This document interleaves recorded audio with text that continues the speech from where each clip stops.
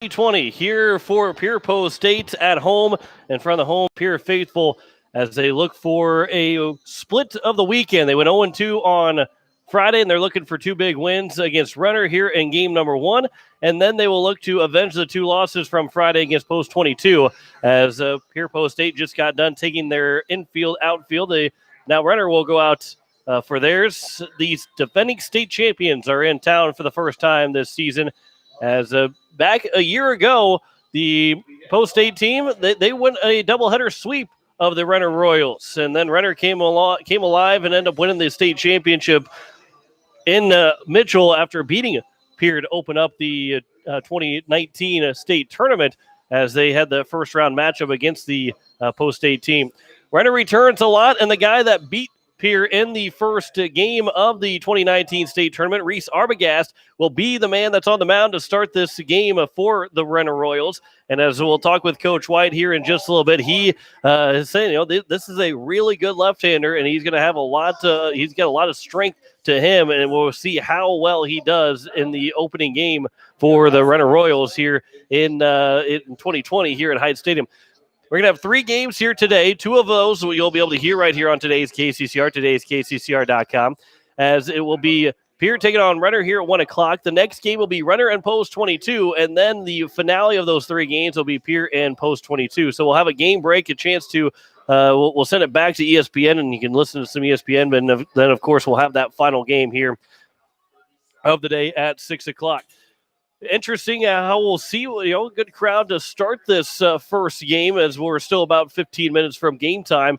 But the Pierre faithful and the social distancing Pierre faithful, the lawn chair guys are out, and they're a little bit farther spread out than what they normally are when they come to these baseball games. But a chance to hear and watch this game before the Pierre Post State taking on the Renner Royals. We'll go through the starting lineups in just a little bit, but first we're going to step aside for 3 minutes, and we'll come back and have that conversation with Coach Brian White here in the pregame show. You're listening to Pierre Post State Baseball on today's KCCR and today's KCCR.com.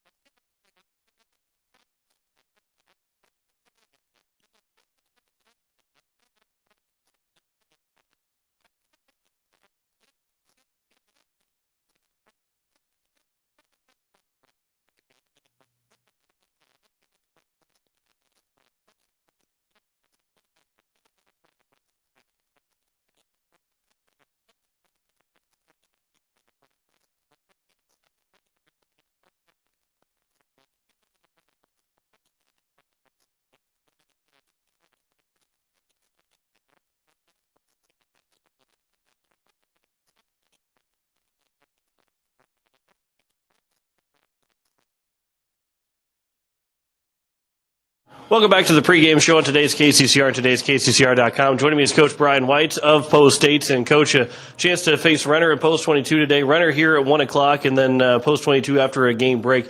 Let's talk about this Renner team. They were state champions last year. You guys went 2-1 against them, swept them early in the season, lost them in the state tournament. They're returning a lot of guys. They're going to be a pretty good team again this year. Obviously, you guys returned from a lot from last year too, but these 5 games or 4 games that you have played so far, how is that going to factor into a team that hasn't, I believe they haven't played yet? Hopefully just having a little game experience will help us out here and give us a little bit of an edge there. But this is a really good baseball team, and they've been going for about as long as we have. They just haven't had their parks open and whatnot. So they're going to be ready to go. They got a returner on the bump to start the game that's going to SDSU. Possibly the next kid we see is going to Wichita State. Both play baseball. So, we're going to play a really good baseball team here, and there's a reason they won a state championship last year. So we're going to have to come out and really compete. You guys had 20 hits in those 2 games on Friday, but just only scored 6 runs. Couldn't get those timely hits. Obviously, it's a lot harder to have those situational hitting in practice. But how do you talk to these guys? How do you make sure these guys get some situational hitting going forward?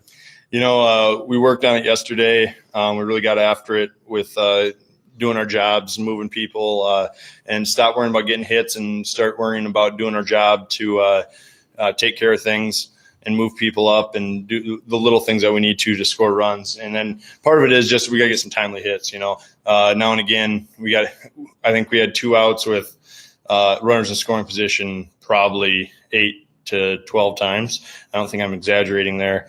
And out of our 12 innings, and we just didn't get any hits in those situations. And at some point, you hope as the season goes, you start getting some timely hits. And we'd rather get those hits later, I guess, than now. But right now, it would feel nice to get a couple of those hits as well. McGuire Rasky is going to be your starter here in this first game. And walks have been a little bit of a struggle for you guys in the first 4 games. What could he do to, one, obviously not walk guys, but to kind of be that person to get the rest of the pitching staff to kind of follow suit and throw in strikes? That's been our biggest hiccup to this point is we got to throw strikes. We got to do a better job of getting the ball over the plate early, getting the ball in play early, just so our guys have the opportunity to go make some plays, And right now our defense is just standing too much, and it's no fault of theirs. It's just we're not attacking the zone well enough, and we've got to. That's one of our big goals today is to really just moving forward is. We're going to attack the zone. We're going to try to get balls in play earlier or at least get on top of people so we can work some of our speed stuff. We've been so fastball heavy just because we haven't thrown strikes, So if we can get in the zone early, we can kind of mix some speeds and do some things to maybe make it a little more challenging on their hitters as we go forward. Andrew Coverdale, who's your leadoff hitter, has been for the 4 games so far. He's been a good all 4 games. He's led off with a base hit or at least gotten on base in those 4 games. So how key is that? Obviously it didn't work out so well scoring those runs in the first 4 games, but continue to have that happen. How key is that for him to get on base and set the tone early? Andrew's just a really good hitter, and every time he comes up, he has a good at bat. Whether he gets on or he doesn't, he just has a good at bat, and that's all we ask of him. And we're just hoping that throughout our lineup that we have a bunch of really good at bats throughout the day, and hopefully today we can find a way to make a few plays to score a few more runs and get some timely hits here and there and just execute defensively and execute offensively. And we can do those things. We'll give ourselves a chance. We're here at Hyde Stadium. How awesome is it that we get the home opener here today? It's great. It's going to be a nice day, a little windy, but overall a really nice day. And we finally get to play baseball at home, and that's going to be really a lot of fun for a lot of people, I think. Coach, thanks for your time. Good luck today. Hey, thanks for covering us. We really appreciate it. Back with more of the pregame show next on today's KCCR, today's KCCR.com.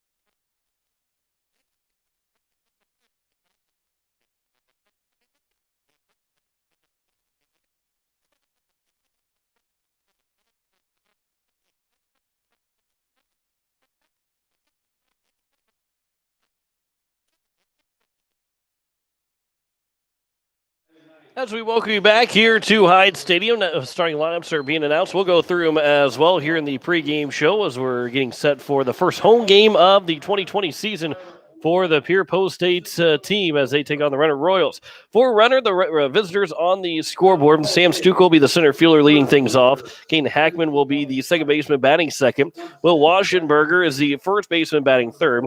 Tate Wishart is the third baseman. He'll be in the cleanup spot. Andrew Barr, the number 5 hitter, will be the DH. Cody Rakusek will be the right fielder batting 6th. Tegan Schlimjim is the catcher batting 7th. John Kunkel will be the left fielder batting 8th. And Mason Runya is the shortstop as he will bat 9th. Doing the pitching is Reese Arbogast here for Renner Post 307. He was the winning pitcher in the first round of the state tournament against the Pierre Post State team. For Post State, Andrew Coverdale will lead things off. He is the second baseman. Talked to Coach White about him and how well he is doing in that leadoff spot. Going back to last year even, but here to start this season has been a very good leadoff man for Post State. Garrett Stout will bat second, playing shortstop. Andy Gore's the first baseman, batting third. Gray Zabel, the DH, he is in the cleanup spot. Cade Hinkle will catch and bat 5th. River Iverson, as Hinkle moves from that number 9 spot to the number 5 spot. River Iverson is batting 6th, playing left field. Matt Lusk is in center field, playing batting 7th. Kobe Carr is the right fielder, batting 8th, and Lincoln Keenels is the third baseman. He is in the number 9 spot. He's still looking for that first hit here in the for the Senior Legion team this season. It is Pierre and it is Renner, and we'll have first pitch coming up here in 2 minutes. You're listening to Post State Baseball on today's KCCR and today's KCCR.com.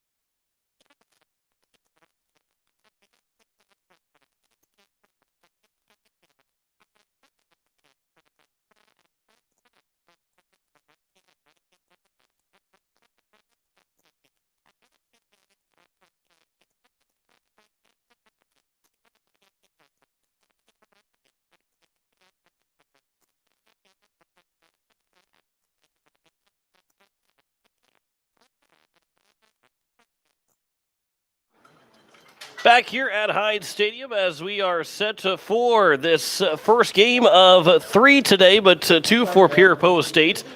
John Winkler here at Hyde Stadium as we welcome you in for the first time at Hyde Stadium. Renner beat Post State 5-3 back. The July 26th was the first round of the 2019 state tournament, as that was the first loss for Post State. They went on to beat Harrisburg 2-0 and then lost 8-4 to Brandon Valley to finish out their 2019 season.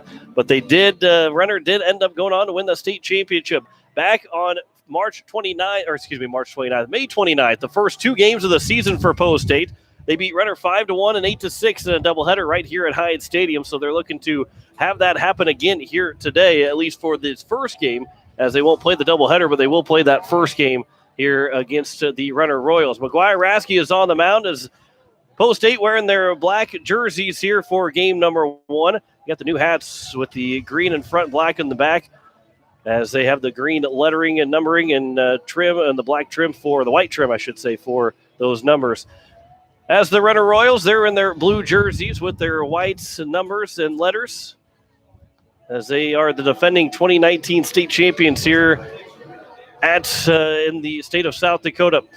Raske did get a start back earlier this season as he started against Mitchell in their lone win so far. As that win could be a factor. It's right now kind of below.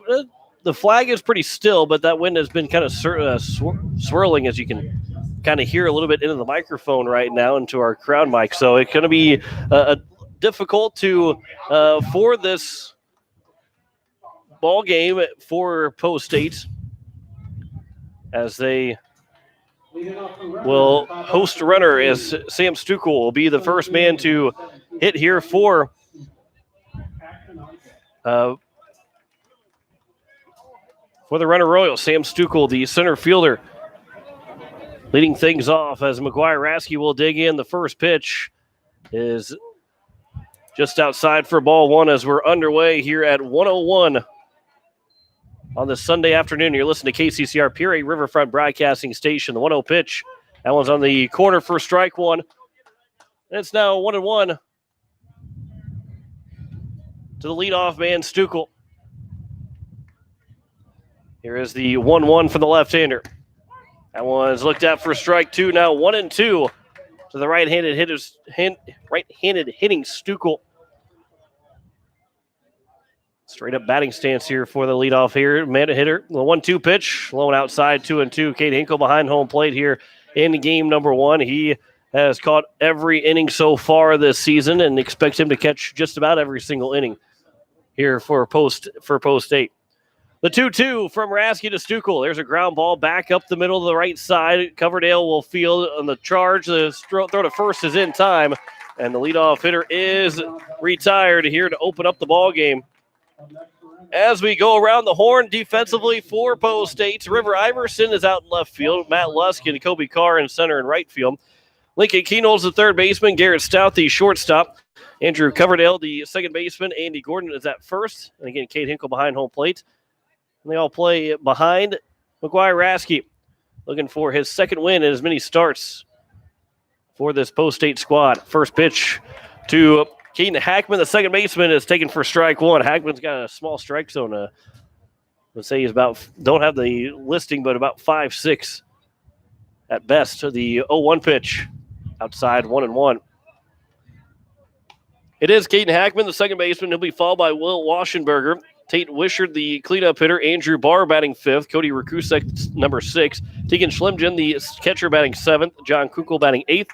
And Mason Runya is batting 9th. The swing and a miss on the 1-1 pitch from Hackman, and Raske looking for 2 quick outs. So to open up the ball game. And here comes the 1-2 pitch to the second baseman. Swing and a miss in the dirt, and a tag by Hinkle, and the first 2 men are retired in order. And that's going to be the point of emphasis for Post State. You heard Coach White talking about it. It's getting ahead of hitters early on, as Will Waschenberger will step to the plate. Too many walks so far in the first 4 ball games from Post State. The first pitch is at the letters to Waschenberger for strike one. Averaging if not over a walk or at least a hit batter every inning. The 0-1 swing and a miss, and it's quickly 0-2. And that is not going to win you a whole lot of ball games when you allow a free pass just about every inning. And we'll have a time called, and the home plate umpire will talk to McGuire Raske. I believe he had his hand in his mitt and then pulled it back out while he was on the rubber, and that's where the umpire's going to talk to him about it. So the umpire and Raske have a quick discussion. 0-2 is the count. But, we'll talk more about this as we continue along here in this ball game. But those walks really put the defense behind you on their heels instead of on their toes. The 0-2 pitch, swing and a miss. And back-to-back strikeouts for McGuire Raske. No runs, no hits, no errors, no one left on base. Half inning is played from Renner from Heights Stadium. Post 8 coming to the plates with no score. You're listening to Post 8 Baseball on today's KCCR, today's KCCR.com.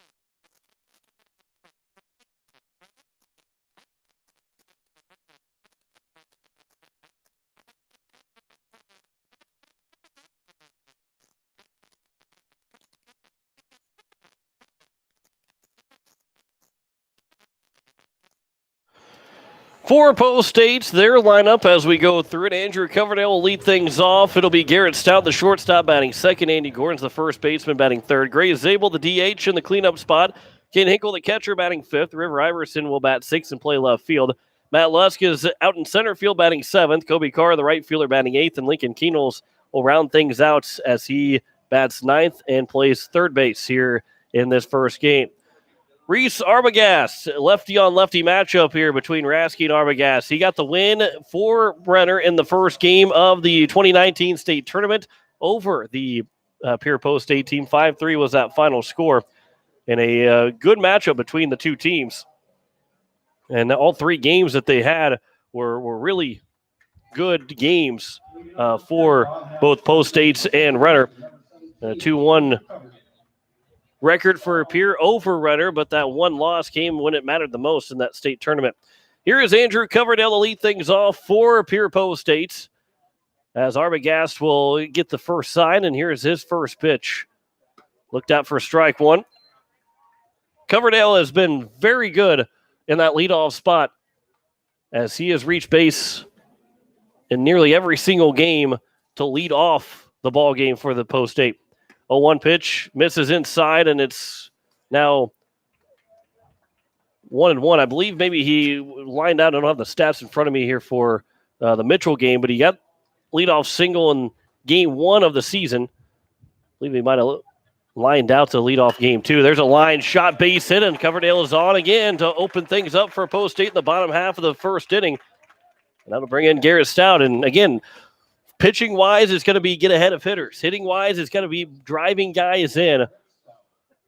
Too many guys are left on base in scoring position with less than 2 outs on Friday. 20 hits in the ball game and only 6 runs scored in those 2 games.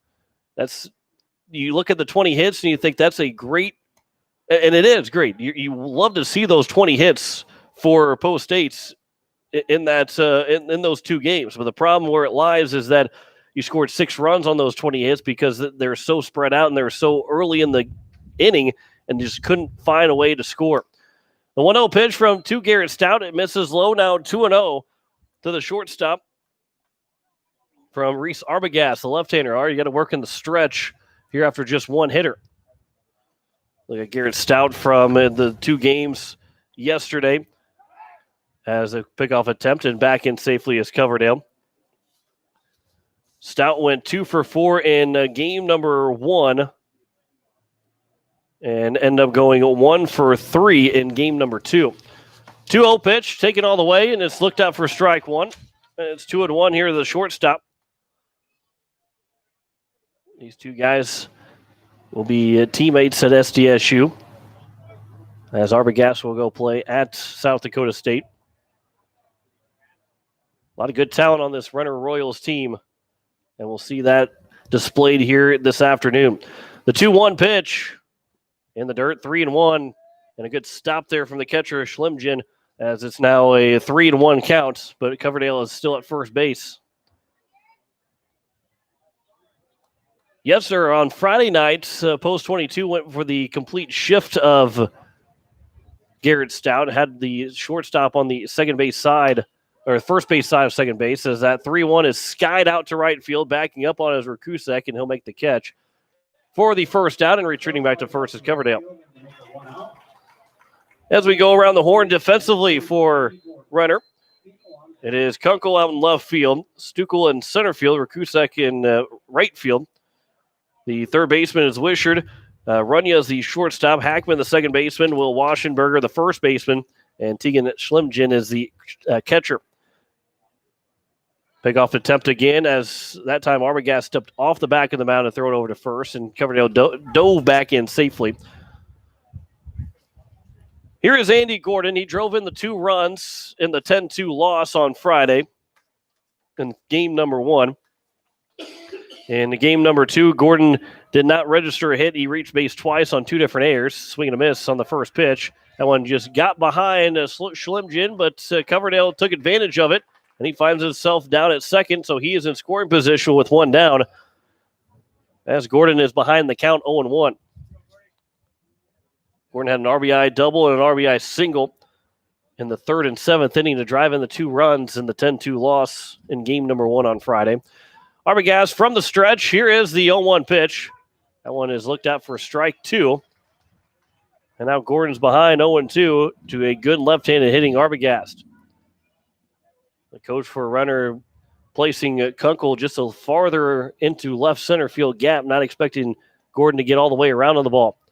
Here's the 0-2 from Arbogast. That one's in the dirt as Coverdale will take off for a third, and a good job by Coverdale to read that perfectly as Schlimgen, he did his job. He got in front of it, blocked it. 1-2 is the count, but Coverdale took off as soon as he saw that ball get into the dirt. He was off for third, and there's no chance on a throw. So now with a runner on third base, Gordon will try and drive him in. The 0-1-2 pitch, swing and a miss. Gordon was well behind on it, and there's now 2 down. And it's up to Gray Zabel to drive in that first run of the ball game.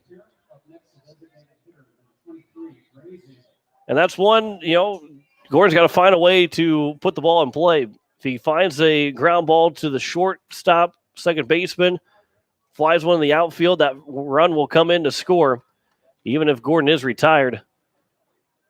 But instead, we play with the runner on third and 2 down here in the bottom of the first. First pitch to Zabel. That's a chopper to the shortstop and off the glove of Runya, and Zabel will be safe at first on the air, and that will drive in Andrew Coverdale. And Post 8 will be on the board here in the bottom of the first inning. Get him any way you possibly can. And an unearned run to open up the bottom of the first. And here's Cade Hinkle, the catcher. Runya just thought he had that in his glove and tried to make that throw before he actually had fielded it cleanly. And Zabel is able to reach first base. First pitch to Hinkle is at the letters, maybe at the chin, and is taken for strike 1. Zabel will lead away from first. Arbogast, the left-hander, with a good pickoff move. Zabel not much of a threat to steal. The 0-1 pitch. That one's in the dirt. Zabel does not get the good jump as another good block from the catcher, Schlimgen, and it's 1-1. Beautiful afternoon here at Hyde Stadium. The wind could be a factor, probably will be a factor as it's been a good steady wind. Be a factor here in the press box, blowing papers around everywhere. 1-1 pitch. That one again in the dirt, 2-1. Zabel will take off for a second, and he's going to get there standing up. And he is in scoring position, and a base hit could make it a 2-0 ball game here for Post State. 2-1 is the count to the number 5 hitter, Cade Hinkle. 1 hit and 1 error so far in this inning. Arbogast will deliver the 2-1 pitch, and that one again at the letters, and it's now 2-2. And Hinkle almost has to climb the ladder to try and stay alive if that pitch is elevated again.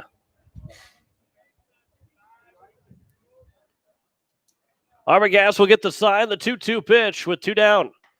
Outside, 3-2. Schlimgen was moving over to the third base dugout as soon as he caught it.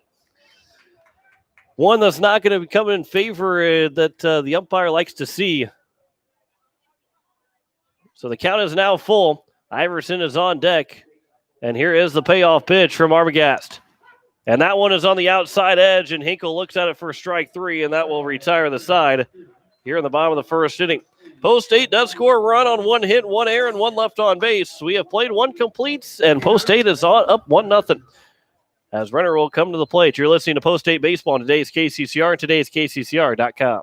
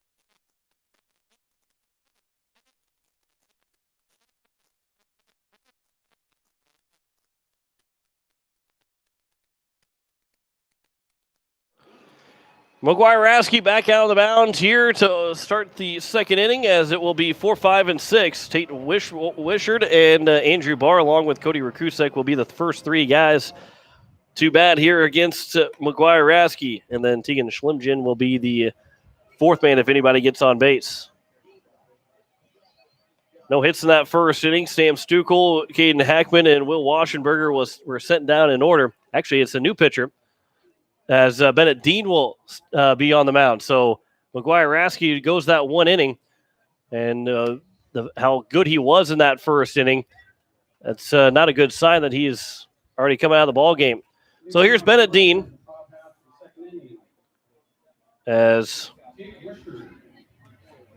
Tate Wishard will lead things off. Dean pitched on Friday in the bottom of the 6th against a post 22. So you hope that Raskey is going to be okay, but him leaving after that first inning is not a good sign after the dominant performance that he had. First pitch is upstairs from Dean to Wishard. Tate Wishard, the third baseman. His first chance to see Post State. The 1-0 pitch, that one will bounce in, now 2-0. Keenholz, and Dean's got to find the strike zone here quickly, as Wishard looks to be the reach base for the Renner Royals. And the 3-0. That one's over for strike 1, and we'll see if Dean can time the windup in the 3-1 pitch. Misses low and outside, and it's a leadoff walk to Wishard. And that'll bring in the designated hitter, Andrew Barr. So another free pass given by this Post State team, where he's got to be tightened up. The free passes, walks, hit batters. First pitch from the stretch to Barr is looked at for a strike 1. And Coach White kind of talked about it. Once you start to walk guys, the defense starts to get back on their heels. And a ground ball and a fly ball is much harder to try and get a force out, or to get that out, as the 0-1 is a swing and a miss, 0-2. He throws strikes, keep the pace moving quicker. The defense is on their toes, and they'll make those tougher plays. The 0-2 pitch from Dean. There was once chopped to the third baseman, Keenholz. He'll throw to second for 1. They'll get the force out, and back to first is not in time. But a good job there by the freshman, Keenholz, to retire the lead runner on the fielder's choice, and there's 1 down. And that'll bring in Cody Rakusek. Right fielder Rakusek retired Garrett Stout on the fly ball in the bottom of the first inning. Dean will step off and get reset. As Greg Dean joined me in the broadcast booth on Friday nights, as the first pitch is on the outside edge for strike 1 to the right fielder Rakusek. Talked about Bennett, his son, and how he started to throw in practice, and they liked what they see from the right-handed thrower. The 0-1 is fouled back and is now 0-2 to the right fielder.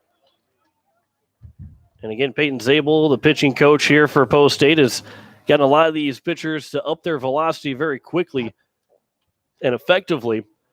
And Dean's one of those guys that can throw hard, and if he throws strike, there's that off-speed pitch, outside edge, looked at for a strike three. And a three-pitch strikeout, and there's two down here in the top of the second. And here's Schlimgen. Taking Schlimgen his first at-bat, and here for Dean, that's a big-time strikeout, and a ground ball or a fly ball gets you out of this top of the first pitch is upstairs to the catcher, 1-0.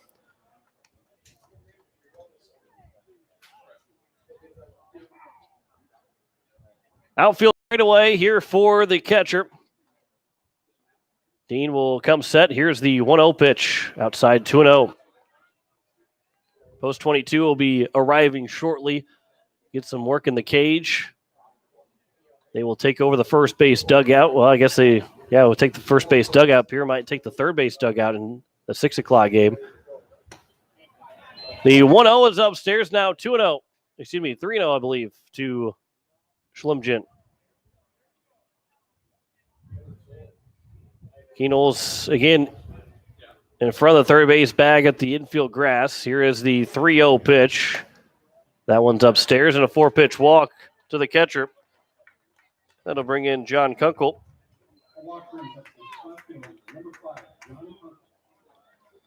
Kunkel, the number 8 hitter, the left fielder here in game number 1.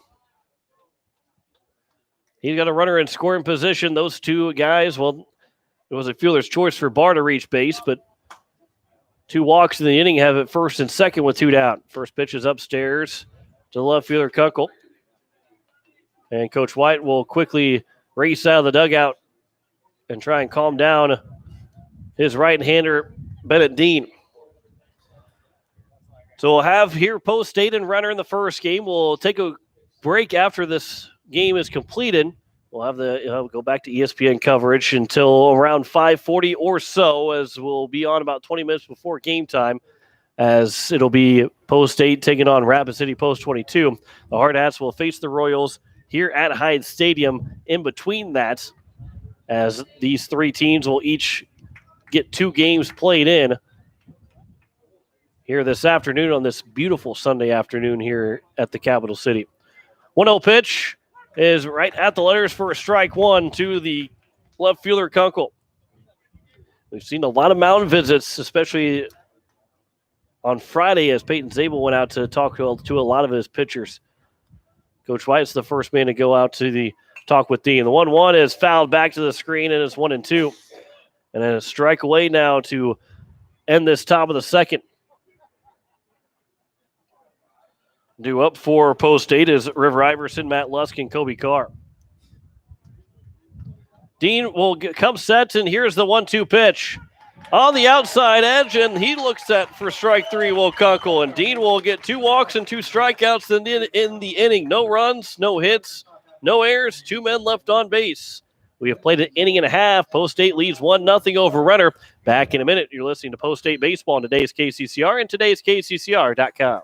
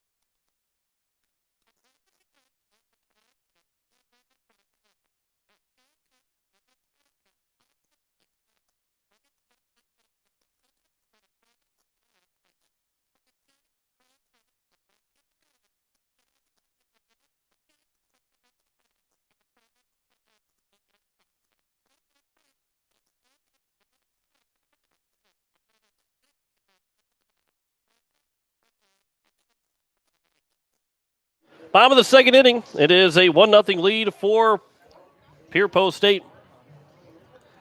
As Arbogast is on for his second inning of work, it is going to be 6, 7, 8. River Iverson, Matt Lusk, and Kobe Carr.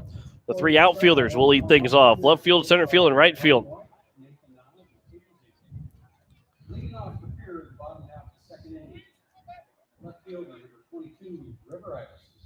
Iverson in that first, in those 2 games, had multiple hits in each of those 2 games, or in the second game as he was trying to drop down a bunt. Arbogast will field, and that's the one spot to not try and get a bunt base hit is back to the pitcher. And so 1 pitch and 1 out.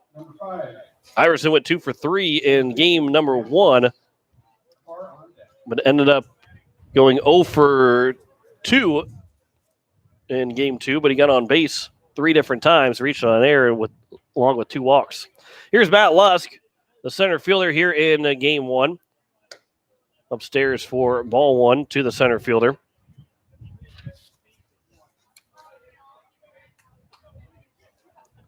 Lusk in that second game went 1 for 4 against Post 22. That one misses low, and it's now 2-0 to the center fielder. Got an RBI single in that second game. Flew out to center and right. It was a strikeout victim in his 4 at-bats. The 2-0 pitch to the center fielder is taken for strike 1.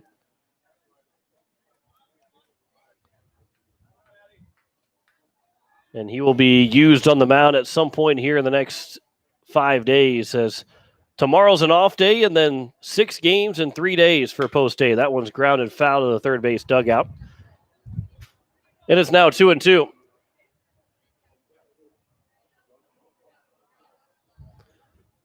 As we get the 2 games here today, day off tomorrow, 2 games Tuesday, Wednesday, and Thursday. And the doubleheader in Aberdeen on Sunday next week.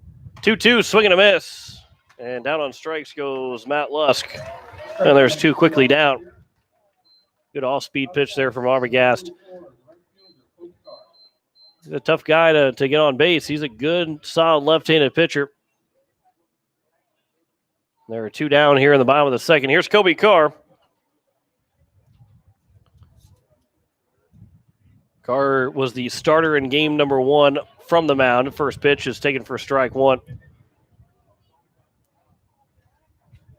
Really settled in after giving up 6 runs in 2 innings. He settled in for 3 straight zeros before he was relieved for Dean in the 6th inning. 0-1 is at the letters, and now 0-2 to the right fielder. First couple chances here for Carr. Haven't seen him hit too much in 2020 yet. Here's the 0-2 pitch from Arbogast to Carr. He'll foul that one off as he'll get out into the street on Capitol. And it remains 0-2. The number 9 hitter, Lincoln Keenels, is on deck.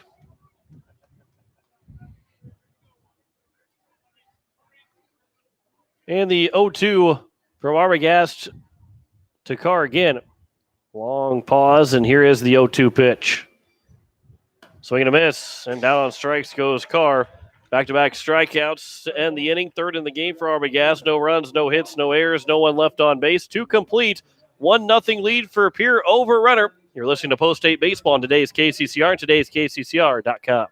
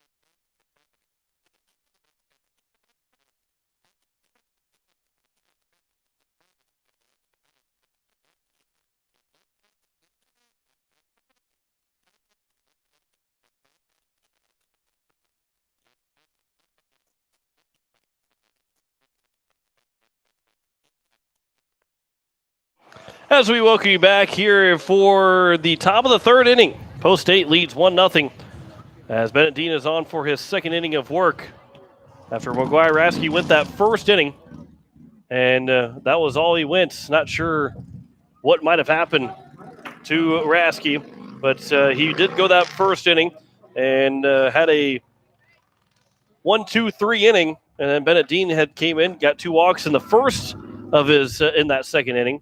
First inning of work, but he worked around it with 2 strikeouts. First pitch to the number 9 hitter Mason Runya is taken for strike 1. Runya, the shortstop here in game number 1. The 0-1 is outside, 1-1. He will end up having that error in the bottom of the first inning, which allowed Coverdale to score. Otherwise, Zabel could have very well been retired, and we could be sitting at a scoreless game here in the top of the third. But instead, the 1-1 pitch, that one's flown out to center field. Lusk will start to go back on it. It'll still glide back there, and he'll make the catch, and the leadoff man is retired here in the top of the third inning. That wind can play some fits for you, especially those outfielders. It's a hard position to play in South Dakota because that wind is always seeming to be a factor. I don't know, there's many times where we've said it hasn't been a factor. And depending on how that wind is blowing, that can make a routine fly ball become one of the hardest ones you've ever seen. As the first pitch to the leadoff hitter, Sam Stukel, is taken high for ball 1. And Lusk made that look very much routine to lead off the top of the third. Swing and a miss, and it's now 1-1 to the center fielder. He ground out to the second baseman, Coverdale, to lead off the ball game in the top of the first. Those top 3 guys went down in order in that first inning. Here's the 1-1 pitch. Upstairs, 2-1. To the number 1 hitter in the lineup for the Renner Royals, Sam Stukel. The 2-1 pitch. Swing and a miss, now 2-2. Caden Hackman is on deck.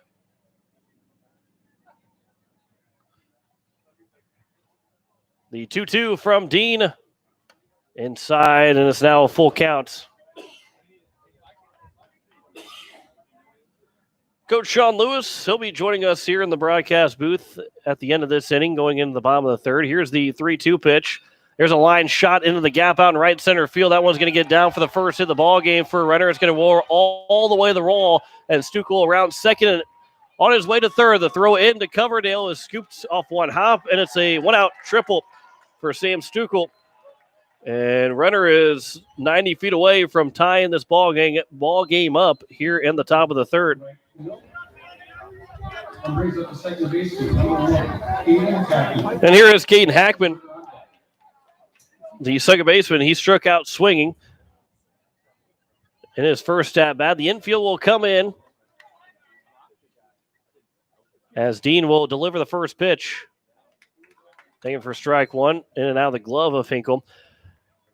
And you see this, you don't see this very often in the top of the third inning in a one-run ball game, especially when it's 1-0, that the infield comes all the way in. But again, that tells you how they respect Arbogast, the other pitcher, as that one's missed upstairs for ball 1, and how they believe, and Post State believes, that one run could be the difference in a ball game right now. They want to keep this a 1-0 lead. 1-1 pitch. There's a ground ball down the third base line. It skips right over the top of the bag, and it's for a base hit, and that will tie the ball game up. Rounding first and inning for second to throw in, diving in safely is Hackman. And it's back-to-back extra base hits for a runner, and it's a 1-1 ball game. An RBI double for Caden Hackman. Another inch, and that's a foul ball. No chance for Keenels at third base. That one was close enough to actually hitting the third base bag. First pitch to the first baseman, Will Waschenberger. And that one, I believe, is outside for ball 1. Hackman will lead away from second. Dean will come set. That one's upstairs. And it's now 2-0 to the first baseman. On deck is Tate Wishart, who drew a walk to lead off the second inning. Here's the 2-0 pitch. Swing and a miss. 2-1. Washingberger way out in front of that one. We'll talk with Sean Lewis here in just a little bit, the head coach of the wrestling team, assistant coach for the football team. A lot of these guys he has been a part of in the fall and in the winter, whether it's football or wrestling. 2-1 on the edge, now 2-2.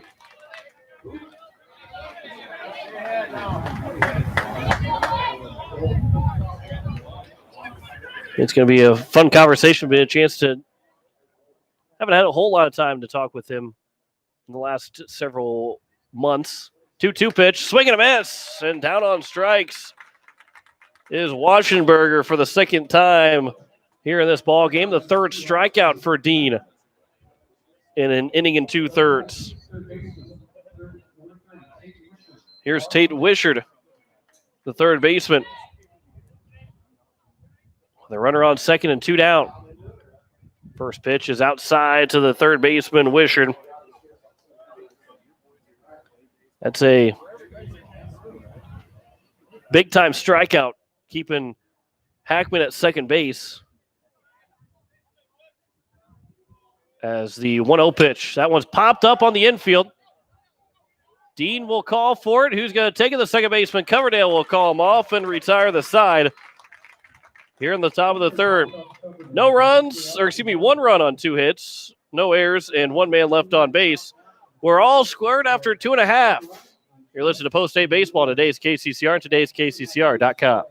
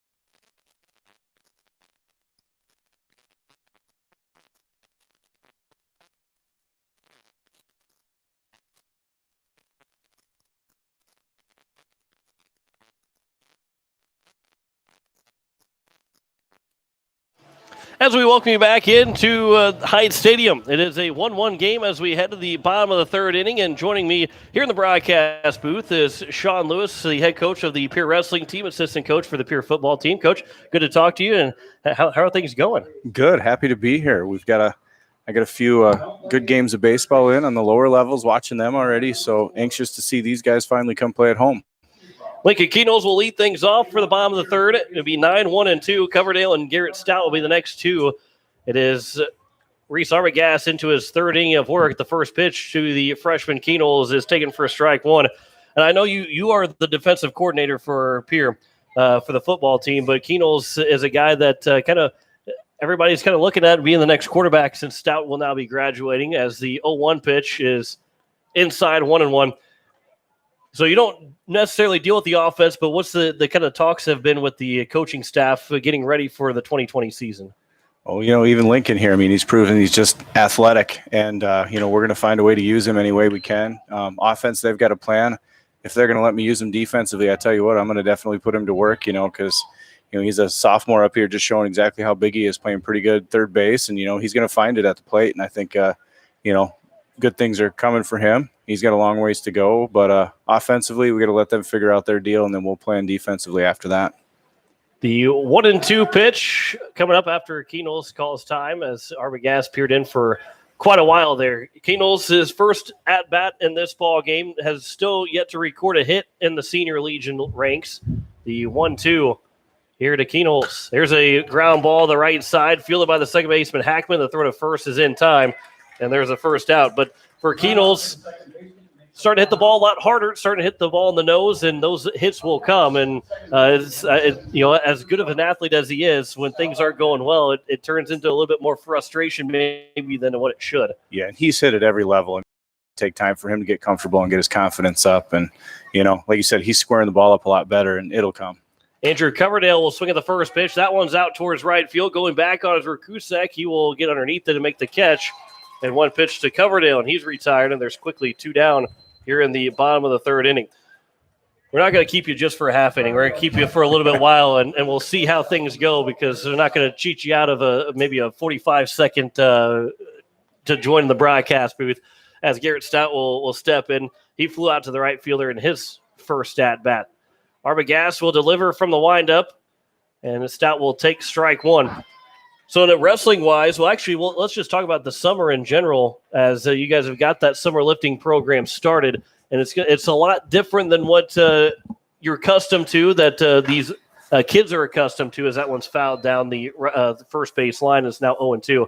But a chance for these kids to get out and be active and to kind of work getting ready for this 2020 school year. Absolutely. It's all about efficiency when we've got a limited amount of time that we can have them in the building, or, I guess not in the building. We've been outside, on the fields and in the shop area out in the parking lot. So, it's just a matter of getting in, getting out, and getting the things done that are necessary. 0-2 pitch is fought off and fouled to the third base dugout, and Stout will stay at 0-2.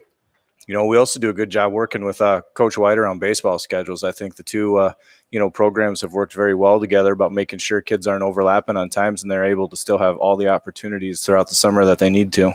The 0-2 pitch, that one's, again, fought off by Stout, and it'll remain at 0-2. And that's the great thing about being out in the right field for a base hit, and Stout is now for 2 here in the ball game, as that'll bring in Andy Gordon.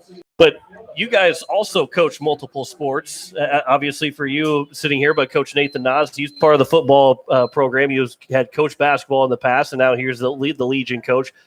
It's all about allowing the coaches to have their players when it's in season, but keeping them stay trained in for the other sports. Yeah, you're not going to make it very long on a current peer coaching staff if you're just singularly, into your sport and nothing else. You've got to be vested into all sports, and because our kids are vested into multiple sports, and so when they see that from the coaches, their buy-in is a whole lot better, than anything else. And I just try to be around them all the time. I also umpire some baseball. I used to coach a lot of little league baseball as well. So coming out here to the ball diamonds, just seeing them in a different facet, but competition is still the same. First pitch to Gordon is fouled back, and it's 0-1. And that's what makes Pierre as good as what they've been in the last several years in multiple sports, is because of the investment into the other sports, not just what your specific sport is. Arbogast will come set. Here is the 0-1 pitch to Andy Gordon. That one's in the dirt, 1-1. Stout will take off for second, and without a throw, he will dive in safely. And now Gordon has Stout in scoring position, just like he had Coverdale in scoring position in the bottom of the first. Gordon is 0 for 1 with a strikeout. Here with 2 down, a base hit could give Pierre the lead back, as it's tied up at 1. Arbogast will come set. Here is the 1-1 pitch. Swing and a miss. Now 1-2, as Gordon couldn't quite pull the trigger. And now he's down in the count, and we'll have to battle down 1-2. And with Stout on second, you put us in the top of the 4th as well. You're listening to Post-State Baseball on today's KCCR and today's KCCR.com.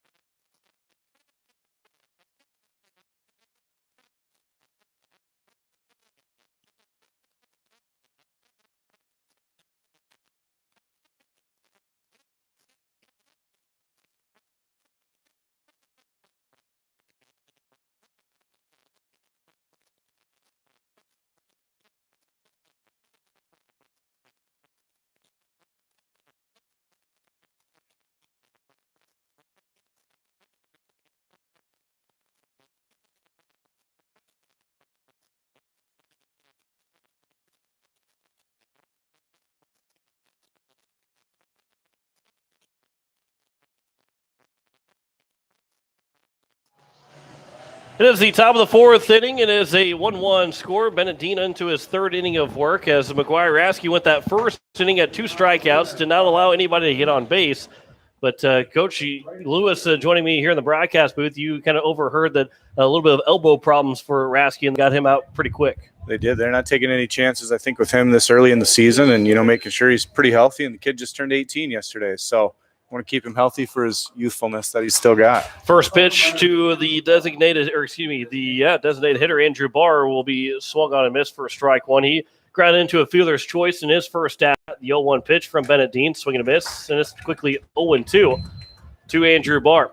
Yeah, happy birthday to McGuire Rasky. Wish that he could have maybe gone a little bit farther into this game, especially with how dominant he looked in that first inning, going with those back-to-back.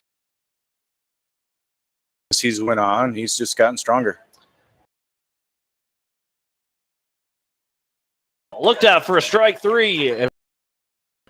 And there's one down here in the top of the fourth inning so far, as it'd be Cody Rakusek, the right fielder. He struck out looking for Dean's first strikeout of the ball game. First pitch.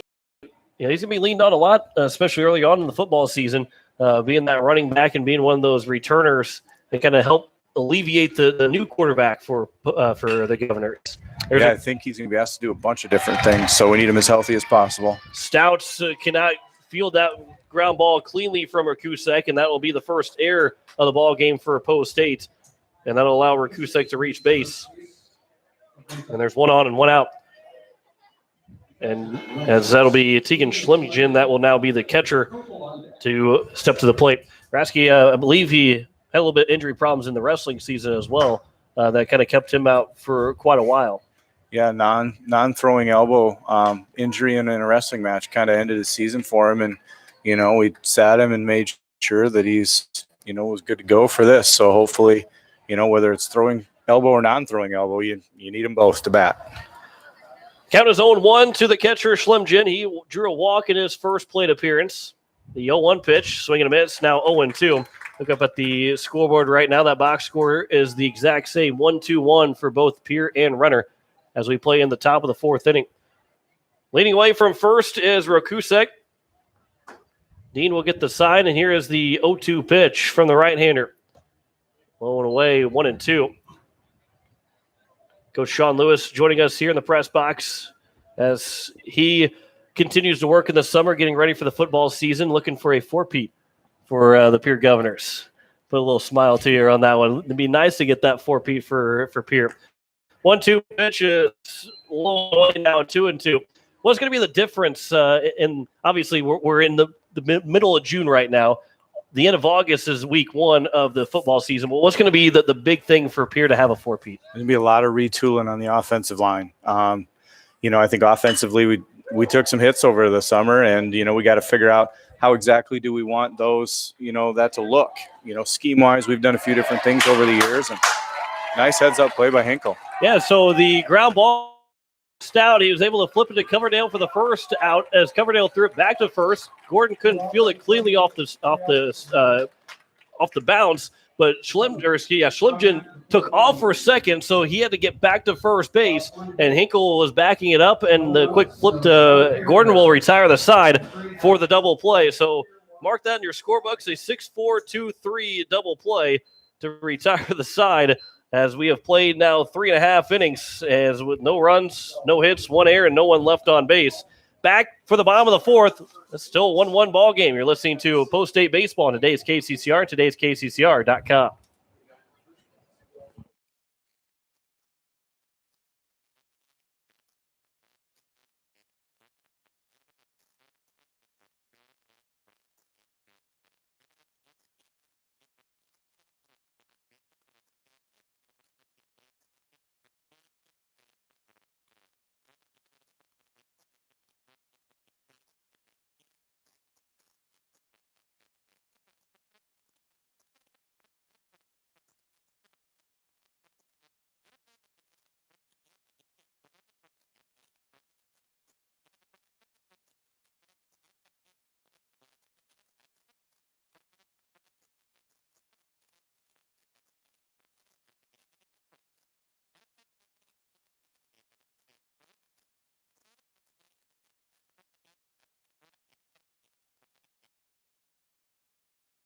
As we welcome you back here to the bottom of the fourth inning at Hyde Stadium, it is a 1-1 ball game as it's going to be 4, 5, and 6 here for Post State. Gray Zabel, Cade Hinkle, and River Iverson, three guys that Coach Sean Lewis know very well. All three played football, and another wrestler in there as well in Hinkle. First pitch is taken for strike one. Hinkle had a good play, and you kind of saw that on the football field. You see it on the wrestling mat that he's a very hard worker and very smart when it comes to every. I mean, he's going to work hard, and also he's going to know exactly where he's supposed to be and what he's supposed to do. There's a line shot. That will get down for a base hit to the left side into left field as Kunkel almost misplayed that, but Zabel is on with a base hit. And on for the second time as he reached on an error back in the first inning. And here is Cade Hinkle. He struck out looking in the bottom of the first. He's going to go play some baseball. And for you guys, too, for every coach, it's not about being a wrestler, not about being a football player. You want guys to be successful in any sport that they play, and Hinkle's going to go play baseball. And you're a guy that kind of helped him out a little bit, too. Every coach helps out, but you're one that kind of pushed him to go play baseball. Yeah, I knew it was his love, and he was talking about just going to college. And was like, why don't you just go play the sport you love? You only get an opportunity for so many years, and just go. And so we were talking about places in Minnesota, and had kind of brought up Rochester Community College. And it was a place that, I'd wrestled against a couple guys there, and, I'd been on their campus a few times. Like, they got pretty good facilities and got a pretty decent program, and, pretty good fit for him. Count is 1-1 to Hinkle. He tried to bunt the ball and didn't pull it back in time as he shows bunt again. Now we'll pull it back. A quick throw to first base, and Zabel will dive back in safely. Third baseman Wishart is coming way in, expecting a bunt to be had by Hinkle. He pulled it back. I don't know if he was going to continue to try and bunt, but a dangerous spot for Wishart, the third baseman, if he slaps it down the third base line. Here's the 1-1 pitch, and that will bounce in the dirt. Gets away from the catcher, Schlimgen, and down to second will be Zabel. And there again, the heads-up base running of Post State's comes into a play, and now there's a runner on second with nobody out. And, of course, Gray Zabel, who stands at second base, he's going to play at North Dakota State in football, and part of that offensive line and defensive line for the Pierre Governors. So the 2-1 is at the letters, now 2-2. He posed a big threat and a big just a big person there for that offensive defensive line. Absolutely. And, we were talking about multiple sports, beforehand. He's kind of that as well. I mean, could you imagine if the only place you got to see Gray Zabel was on the football field? I mean, it'd almost be cheating Pierre fans out of getting to see just a good athlete, a good person, on every single facet.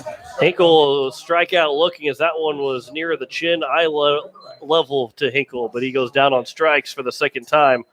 And that'll bring in River Iverson, who was he grounded out he tried to bunt his way on in the first at bat, back to the pitcher, and he's 0 for 1. And River Iverson, another guy on the football team that did well in that linebacker spot for the Governors, as the first pitch is low and inside 1-0. A lot of these guys, man, they loved playing football for the Pierre Governors. They do. We have a lot of fun. Making intense winning doesn't exactly hurt either. It's pretty easy to like something when you're winning, and you got as many of your summer buddies and just regular buddies involved as you can. When you're not winning, sometimes it's a little tough. You got to have a little bit more love for it, but we've made it pretty easy for a lot of kids to love football lately. 1-1 is the count to the left fielder Iverson. Part of 11 seniors on this Post State squad here this summer who will be playing for the final time and thankfully get a chance to play for the final time here in 2020. 2-2, the 1-1 pitch is outside, now 2-1. Yeah, 11. That's crazy to think about, because if you think the last probably 3 years, I don't think there's been 11 combined seniors between those in the program. So it just shows, where Coach White's kind of, taking this thing and keeping around the guys that have been at the lower levels and put in their time. And ultimately, that's what you want to see for success. When you only got 2 or 3, it makes winning pretty hard. And a guy that's joined the coaching staff, Peyton Zabel, obviously you got a chance to watch him play and coach him in football and watch him play baseball. But he's been a tremendous help for the pitching staff so far in the year and month that he's been a coach with Post State. Yeah, it's been nice to see, because he's not only just working with the Legion guys. I mean, he's worked with every single level, was involved in the tryouts for the teener group. And, that's just really nice to see, because a lot of those kids have looked up to him forever. And, what he says is gospel and gold, and they're definitely listening. 2-1 pitch to Iverson's upstairs. Now 3-1 on deck is the center fielder, Matt Lusk. He struck out swinging in his first at-bat. Iverson looking to reach base. Zabel still on at second. He led off the inning with a single, got to second base on a pitch in the dirt. And here's the 3-1 pitch from Arbogast to Iverson. That one's fouled back. It's now 3-2. Have some action in the left field bullpen as it will be, looks like number 24, Austin Henry, that will be out there to warm up for the Renner Royals. Don't see too many fields with the bullpens in play. You see Oakland has it and San Francisco has it, but Chicago no longer has it out in Wrigley Field. The 3-2 is looked out for a strike three, and back-to-back strikeouts looking from Arbogast is now 2 down as Matt Lusk will look to drive in Zabel. Yeah, you got to have that third person out there to be able to block you for safety reasons, and that's kind of, that's not necessarily the case at other stadiums. Been to a few myself, even your minor league system down in Arizona, and preseason stuff, and not many still inside. Not even many high school fields still inside. They've got them out. First pitch is at the knees for strike one to Lusk. He is 0 for 1 with a strikeout. Kobe Carr is on deck, and I don't know how much. I believe you listened a little bit on Friday, but the situational hitting wasn't there for Post State in those 2 games. Had 20 hits combined in those 2 games, but only scored 6 runs. And here again today was Zabel on at second with nobody out. Now it's 2 down, and a base hit has to be had from Lusk to drive him in. And that's been the struggle for Pierre so far, is those timely hits in the first 4 games. Yeah, tried to get in the Legion game where we were watching the 14s. They were at home at Kelly, and get in those scores as well. And that's what it sounded like, just not hitting in opportune times when you've got runners in scoring position. Those guys have got to come around. Here is the 1-1 pitch to the center fielder, Matt Lusk. There's a ground ball to the left side that goes off the chest of the third baseman, right back to Wisher. The long throw to first is not going to be in time. Zabel's going to try and score. The Aschenberger can't pick it up cleanly, and Zabel's going to score from second without the ball leaving the infield dirt. I don't think he was thinking Zabel was going to come around third base. I think he was thinking, I just got to block this thing and stop it. And Zabel just kept motor and kind of surprised him. He wasn't able to pick up the throw and make a play at home. So they are going to give Matt Lusk a base hit. Excuse me, they're going to see what the official scoring is for that. I believe it's going to be an error on the third baseman and then allowing Zabel to score. And that's now 2 runs that Pierre has scored without a base hit to drive him in. There's a ground ball to the left side by Carr. The shortstop, he'll boot it again. And another error from Runya. And it's now first and second here with 2 men down.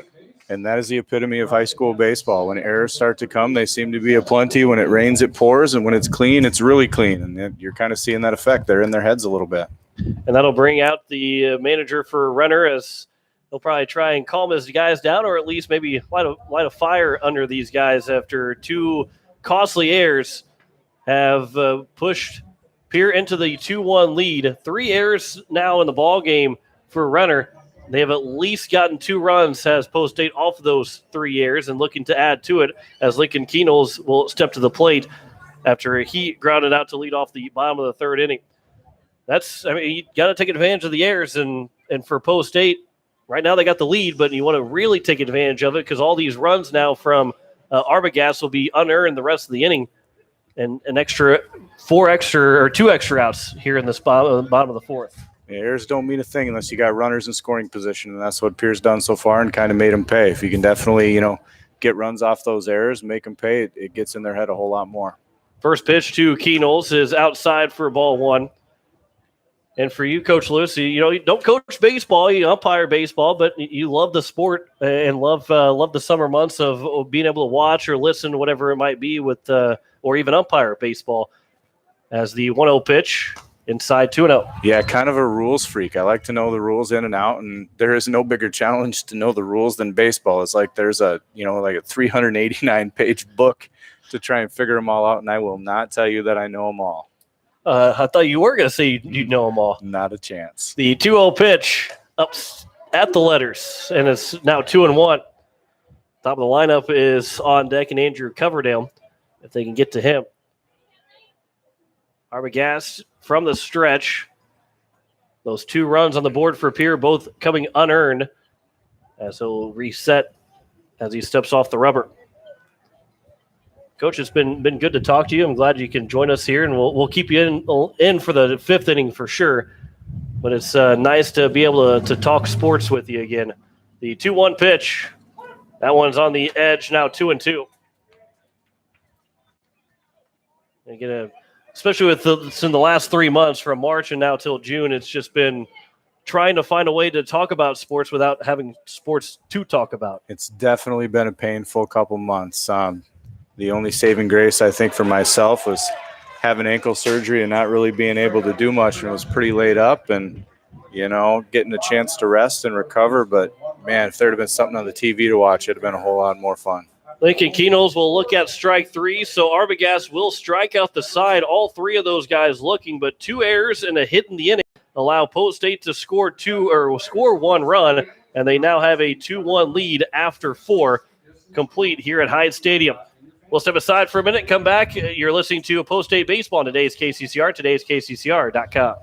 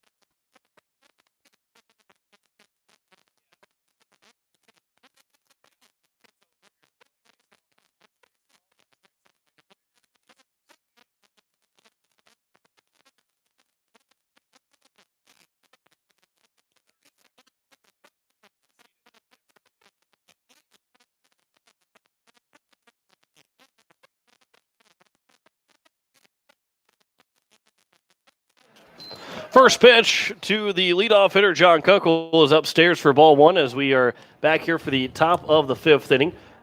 John Winkler alongside Coach Sean Lewis here for another inning, or maybe so. We'll see how things go as the 1 opens upstairs 2-0. Getting to these conversations, it's kind of it's harder to let you go back down and watch from the stands. The view up here is also pretty nice. Don't get to see many games from up here, either down on the field or sitting in the stands. So it's definitely nice and staying out of the wind. It is a breezy day out there.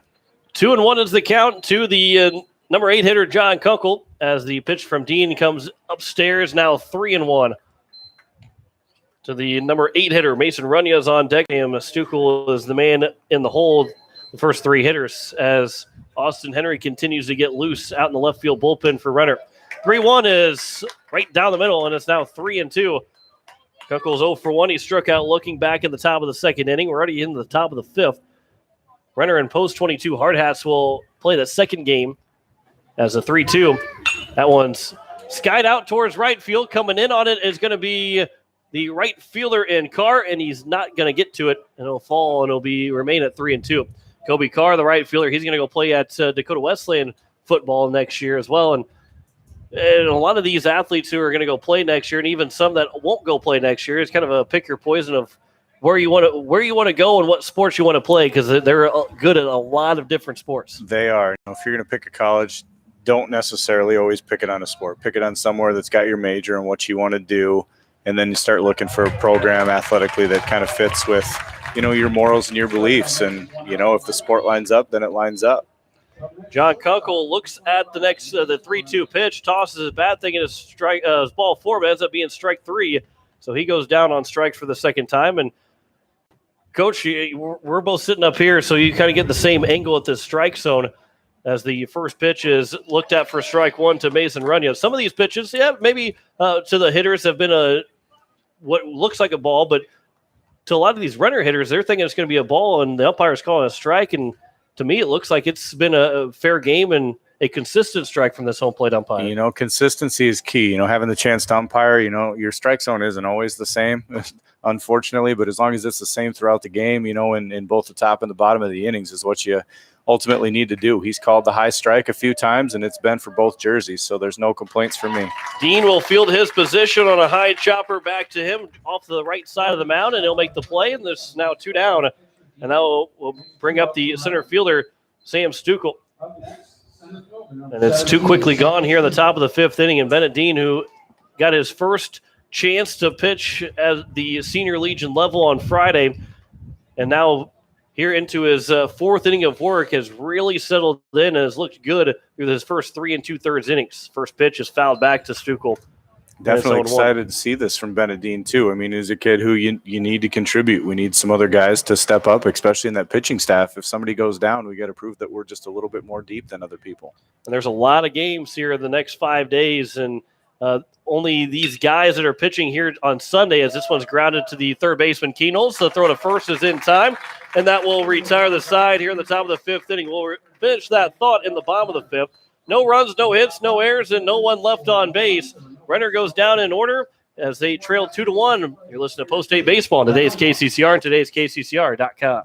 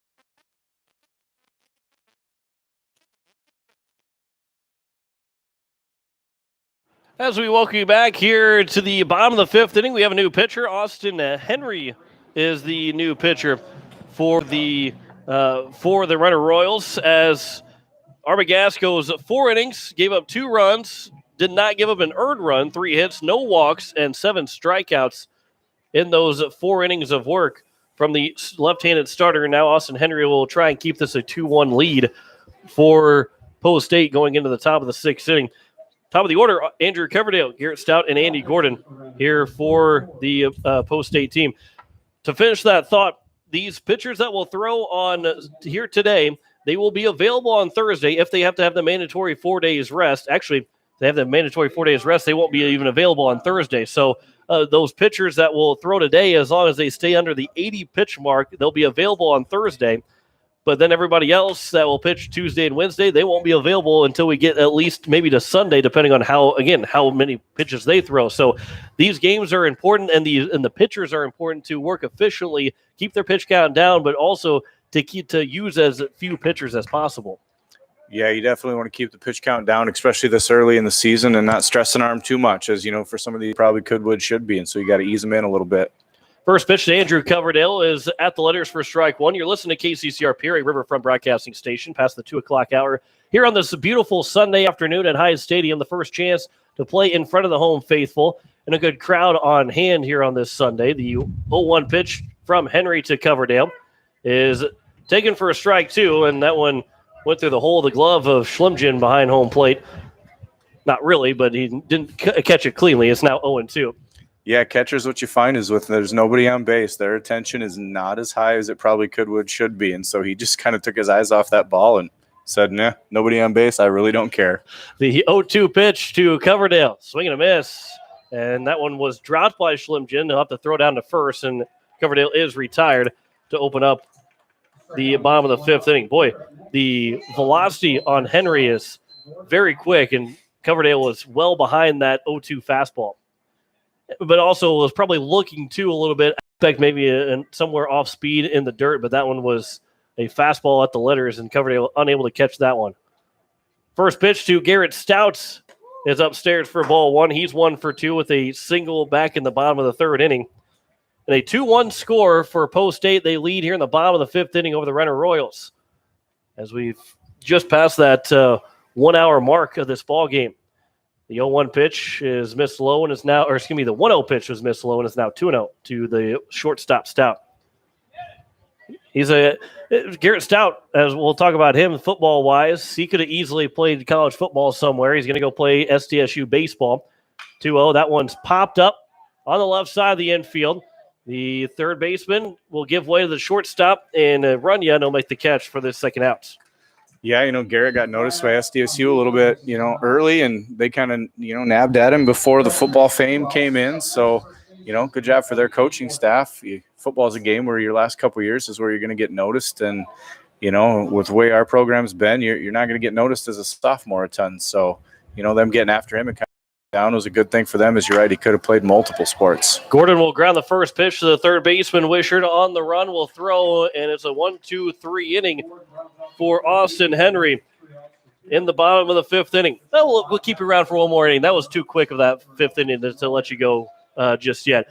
It is a 2 lead for Pierre after 5 over Renner. You're listening to Post 8 Baseball on today's KCCR, today's KCCR.com.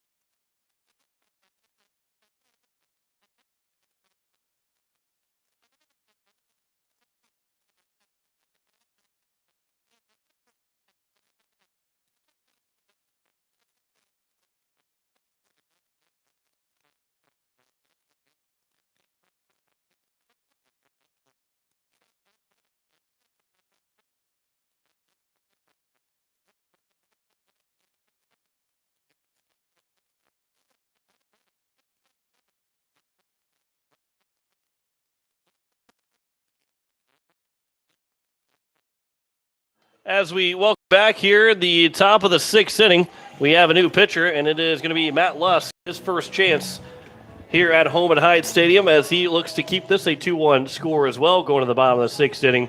Jack Van Camp will move to center field, and so the DH spot will now be Gray Zabel will now be out of the game as Jack Van Camp moves into his spot in the lineup. And Matt Lusk will go from center field to the mound. After Bennett Dean went 3 innings of work and gave up that 1 run in those 3 innings. 2-1 is our score as Lusk will have to deal with 2, 3, and 4 to lead off here in the top of the sixth inning. Lusk had a very good high school season back in 2019. His ERA finished at a big whopping 0.00. It did not allow a single run. The only run that actually came around to score when he came into pitch was not his runner. It was an inherited runner that came in to score. So in that high school season, he finished with a nice 3 donuts on his ERA. Can't argue with that. He's definitely come in and he's got a little bit different delivery than you were seeing with Bennett Dean, and so hopefully keep the hitters off balance. There's a ground ball. Third baseman Keenholz. The throw is in time, and Gordon does a great job to stay on the bag as maybe the third base coach didn't like the fact that Gordon was off the bag. Maybe try and get some of an argument, but that was a great play by Keenholz, the charge and the throw and the – yeah, I think you're definitely going to see a protest here out of the third base coach. But I tell you what, that first base umpire is right there. He's got the good shot. But as far as Gordon being able to keep that foot on the bag, that's an athletic play, and he's marching out to first base to talk to the first base umpire. And we'll see if maybe they get if that first base umpire will talk with the home plate umpire. And as you said too, a good sight and where he was positioned to mostly see. And now the home plate umpire could overrule him. And when in that situation, a lot of times you don't see, unless it's a blaring one, that they change the call. We'll see if they do make that call, and they will stick with the out call, and it's 1 down. And, the third base coach not going to put up too much of a stink, and that's really what you want to see from those umpires. Get together, have a conversation about it, and whether they agree with it or whatever, didn't go Renner's way, but they had a conversation,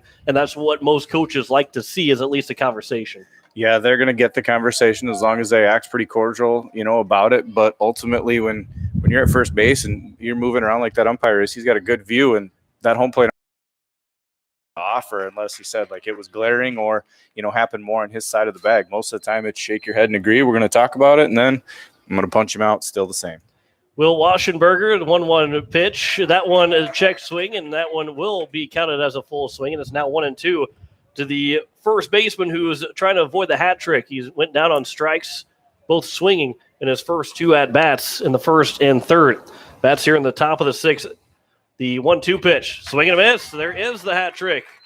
And he wasn't even close. Yeah, he was trying to protect, and that one wasn't near the protection level that swing had for a Washingburger. And there's 2 down, and that'll bring in Tate Wishart, the third baseman, who is 0 for 1. He walked and also popped out to Andrew Coverdale to end the top of the 3rd inning.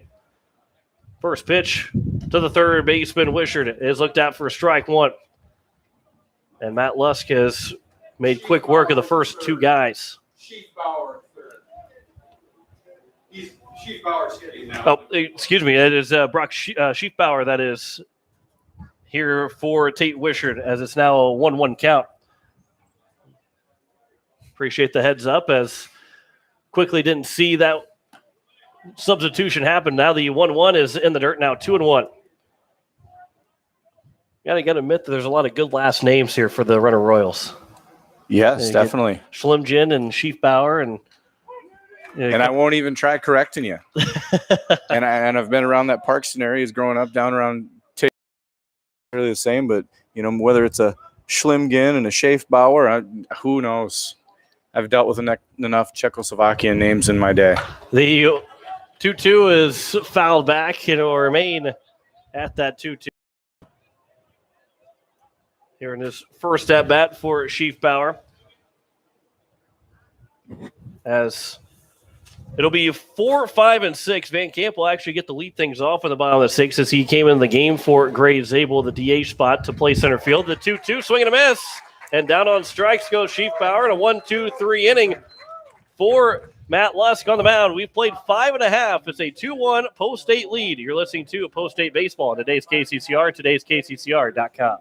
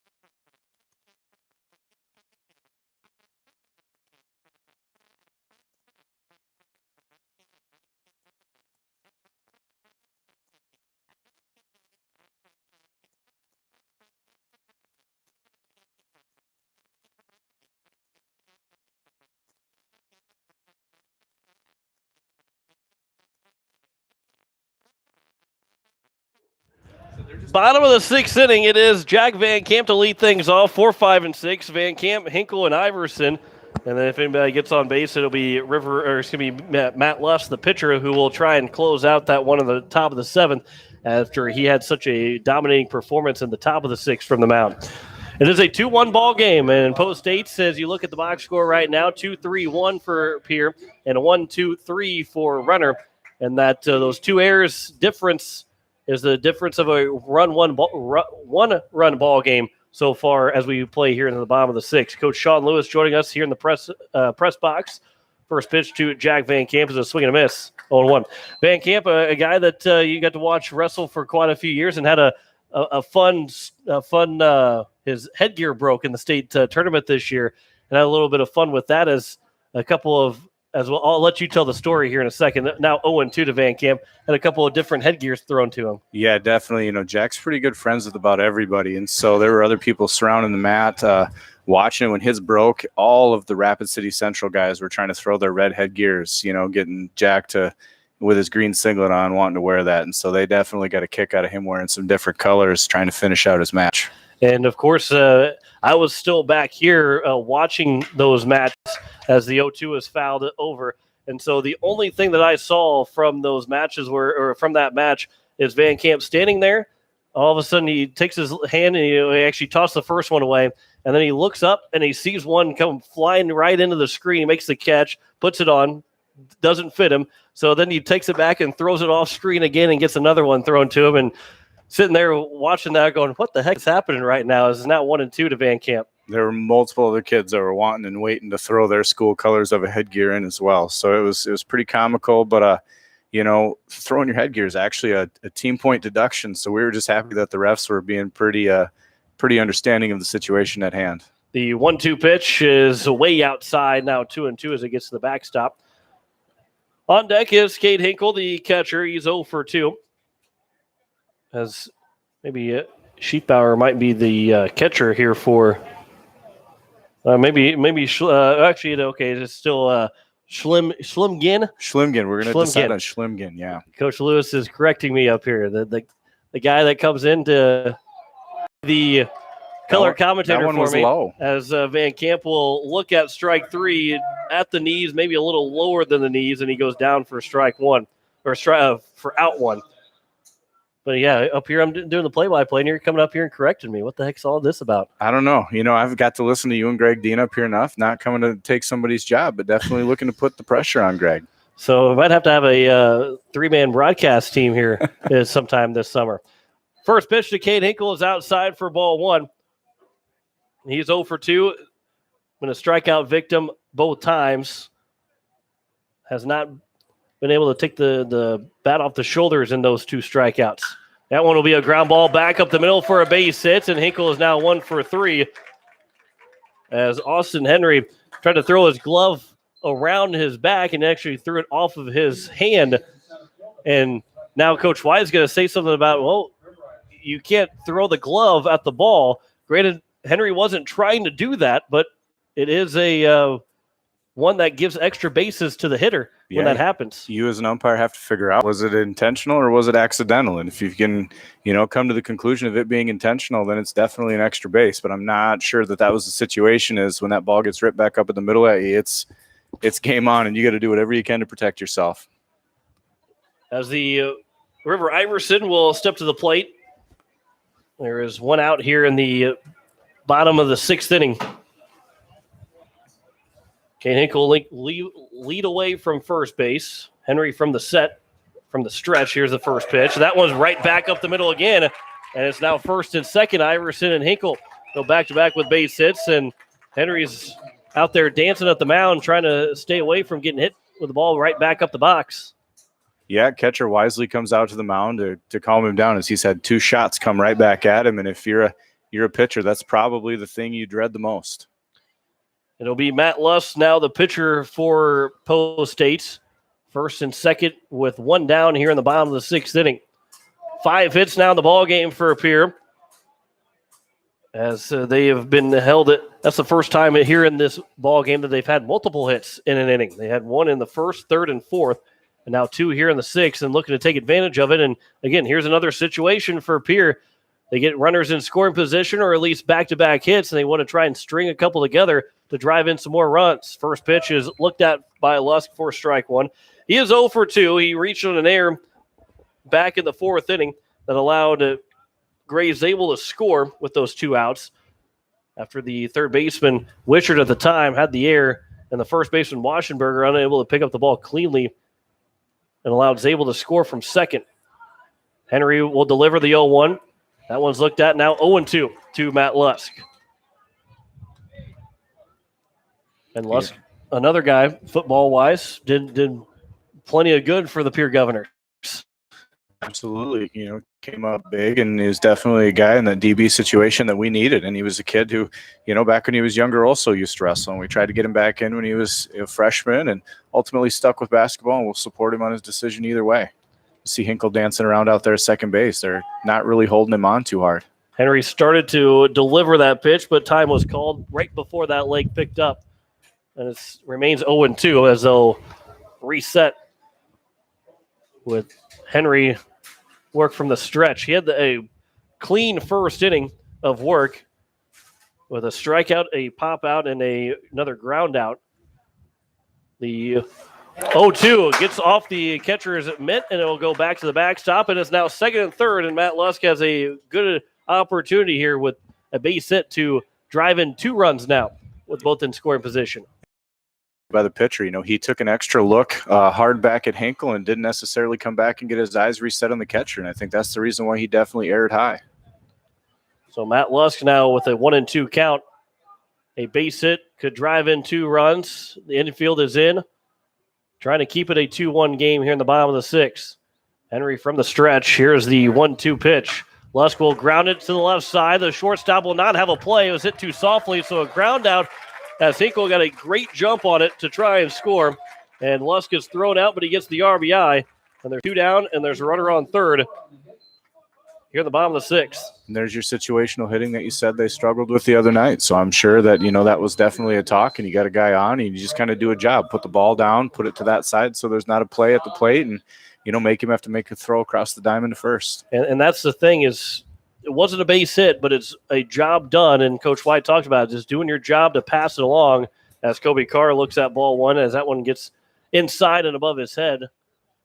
But that's the one where you go 0 for 1 and you'll gladly take because there's less than 2 outs. You got that first run in, and now Carr with a base hit will drive in that other run for sure to make it a 4-1 game. 3-1 is our score here in the bottom of the 6th with 2 outs. The 1-0 pitch is at the letters and now 1-1 to the right fielder Carr. He is 0 for 2. He struck out in the 2nd inning, reached on an error in the 4th, and bats here in the bottom of the 6th. Matt Lusk in the 7th inning will have 5, 6, and 7 to try and close out win number 2 for Pierre Post State before Rapid City Hardhats take on the Renner Royals here in the 2nd game of the 3-game day at Hyde Stadium.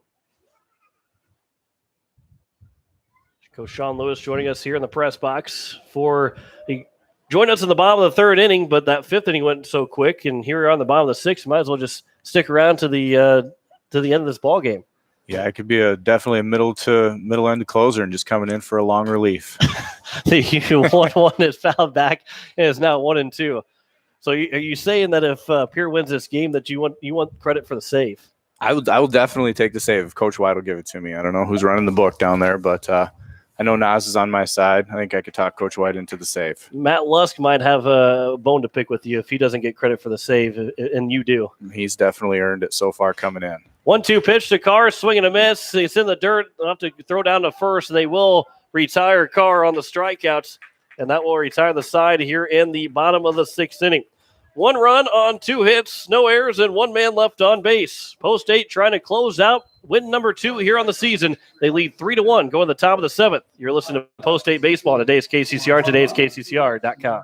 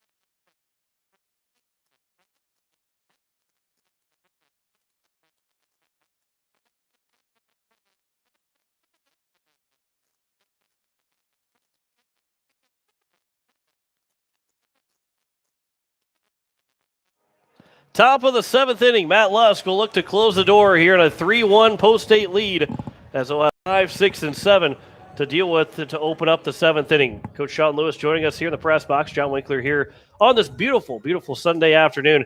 And, Coach, I've said this on air a couple times and said it to a lot of people, but I'll say to you too. Any day that you can play baseball, doesn't really matter how fast the wind's going, as long as the rain stays mostly away. Every day this summer is a beautiful day for baseball. Yeah, after what we just went through, any day you get out on the ball diamond and get going is a good day. We'll even take them 100-degree days. We don't want a bunch of them, but if you can get out here and watch, it's definitely something different than what we've been going through.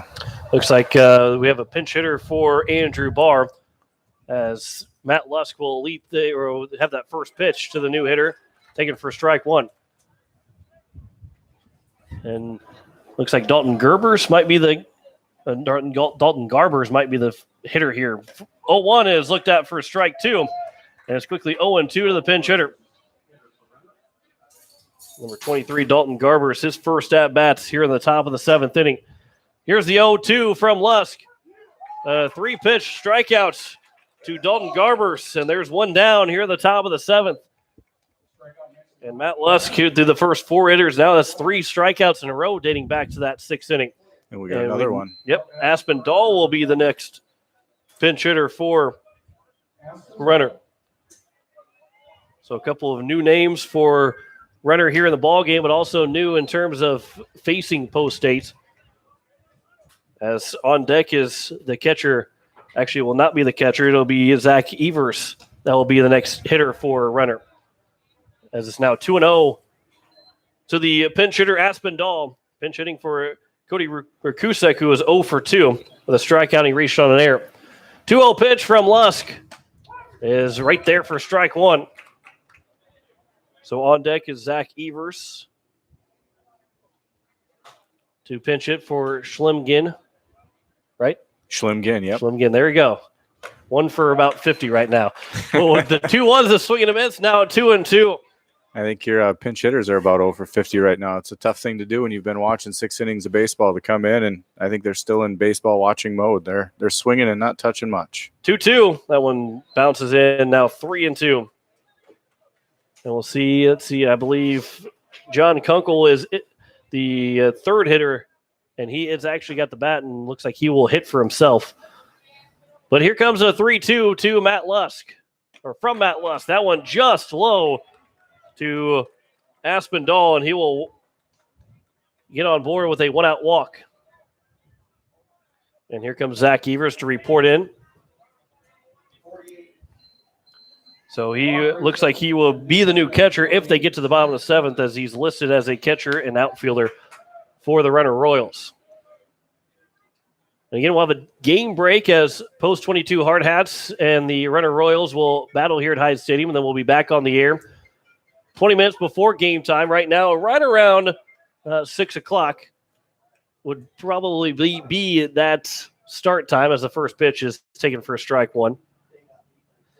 Coach, I was going to go the whole time with you being up here and not saying anything about it, but then Dirk Campbell, the assistant baseball coach for the Pierre Governor High School baseball team, as that one's fouled back, it's now 0-2. He texted me and said, "Go Cubs," and now I have to kind of give you a little bit of trouble because he's not up here. He just has to listen to it. But the Cubs are still winless in 2020, and the Cardinals haven't lost a game yet in 2020. It's all in perspective, I guess. Just hope that we have a chance. The players did not accept the offer from Major League Baseball, but they said they're not going to have a counter offer, but they said for basically to say, tell us when to report and we're going to be there, because Manfred can unilaterally say we're going to play baseball and this is when we're going to play, and that's now where we're at for Major League Baseball to try and come back. Here's the 1-2 pitch, as that one is looked out for a strike 3, and that is now 2 down, and back-to-back, actually now 4 straight strikeouts, or 4 strikeouts for Lusk, as both guys have gone down here looking in the top of the 7th. It's good to see that Dirk Campbell is in the group, as I kind of thought I was the only one who tried to harass you over text messages on air. So I'm glad to see that somebody else is definitely busy doing it well, as I try to see if I can throw you off or just get you to glinch just a little bit. First pitch is missed low, ball 1 to John Kunkel. And Dirk says, look at the standings because the Cardinals are on the bottom. Well, but they're also that also means that they're tied with first. Whichever way you want to look at it, I'm ready to start talking about that Cards and Cubs rivalry without having to talk about what if happens in 2020. But though I will say that the Cardinals are the 2019 NL Central champions, so they got that going for them. They're still the Central Division champs. That they are. Now 2-0, the count to John Kunkel. He is 0 for 2. He has looked at both times as he's been a strikeout victim, as Peyton Zabel will make his way out and talk with Lusk out there on the mound. Mason Runya is on deck. That tying run is at the plate. There's a 3-1 lead here in the top of the 7th. Kind of got sidetracked. You talking about Cardinals and Cubs. You got a ball game here in the top of the 7th with 2 outs. And 1 to finish. We got 1 more out here. 3-5-1 for Post State. 1-2-3 for Renner. They have not got a base hit in any inning except for the 3rd so far. And Lusk is trying to keep it that way and to finish out here at the top of the 7th. Here's a 2-0. That one's outside now, 3-0. And so the last thing you want is that tying run to reach base. here in this 7th inning. Again, the Hard Hats will face Renner here at Hyde Stadium next. And then we'll be back on the air for Post 8 and Post 22 around 6 o'clock. 3-0 is over for strike one. And Lusk will look for a second strike. If not, maybe get Kunkel to pop one up, hit one on the ground somewhere. Lusk comes set from the stretch. Here is the 3-1 pitch. Right over there for strike two, and it's now 3-2. That runner on first, and Aspinall will get a head start. But the Eights are a strike away from picking up their second win of the season. Lusk will peer in. He'll come set, and the payoff pitch to Kunkel. Popped up on the right side. Playable for Coverdale. He will range to his left, makes the catch, and that will end the ball game. And Post 8 picks up win number 2. No runs, no hits, no errors, one man left on base. As is a 3-1 final score for Post 8 here in game 1 of the day. As we'll be back in 3 minutes to wrap this one up. You're listening to Post 8 Baseball on today's KCCR. Today's KCCR.com.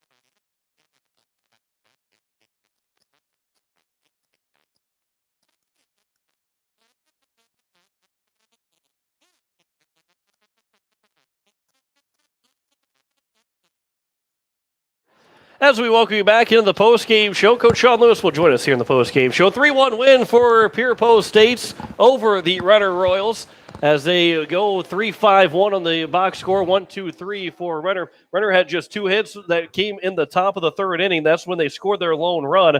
They had 3 walks, or Post State gave them 3 walks in that ball game. Renner did not walk a guy, and time of the ball game was an hour and 36 minutes here this afternoon. Coach, Let's ask your thoughts here. That's a real good first game here for Post State. It was a clean ball game, both sides. Like you said, there's only about 3 walks, and not a whole lot of guys left stranded on base, and each team kind of traded errors a little bit, and unfortunately for Renner, those errors cost them. Pierre made them pay. And for Post State, the only RBI in the game went to Matt Lusk on an RBI ground out. The other 2 runs scored on errors, and they took advantage of those 2 errors, scoring those 2 runs, and they picked up another run in that bottom of the 6th inning for a little bit of insurance. And there's your difference of the ball game is errors will come back to haunt you, and that's exactly what happened in this game. Yeah, definitely. I think Pierce showed also their depth in their bullpen. Having Rasky go down in inning 1 in any game is probably not something that you're going to look for, or even much less expect to win out of. But you had Bennett Dean come in and throw real well, and then Matthew Lusk came in and just finished where Bennett Dean started it. So awesome job by the pitching staff today. So that wraps up game number 1. Matt Lusk closes the door. He picks up the save in this game for Post State, as they will now face Post 22 Hard Hats, which you look at right now. 2:42 is our time, and about half an hour, a little less than half an hour from now, we'll have game number 2 of the day between Renner and Post 22. So that game, if that game stays on time and stays around the same time frame that we had here, we might have a game potentially for Post State. So check around 5:30 here on today's KCCR, KCCR.com, and then at probably latest 6 o'clock for that second game to be played here this afternoon. Coach, appreciate the time joining me here this afternoon. I'm glad you could see a good 5 innings of play there. Absolutely. I got here into the ballpark about midway through the first, and got a chance to talk to a few former players down there, and then headed up here to come see you. So that will wrap things up. Thanks to Dorian back at the station, Coach Lewis to my right. I'm John Winkler. 3-1 win for Post State. Back on the air sometime after 5 o'clock, around maybe 5:10, maybe around 5:40, somewhere around there. Check again as Pierre will face Post 22 Hard Hats for the 3rd time in 3 days later on tonight. Final score yet once again, 3-1 win for Post State, as we say so long for now from Hyatt Stadium.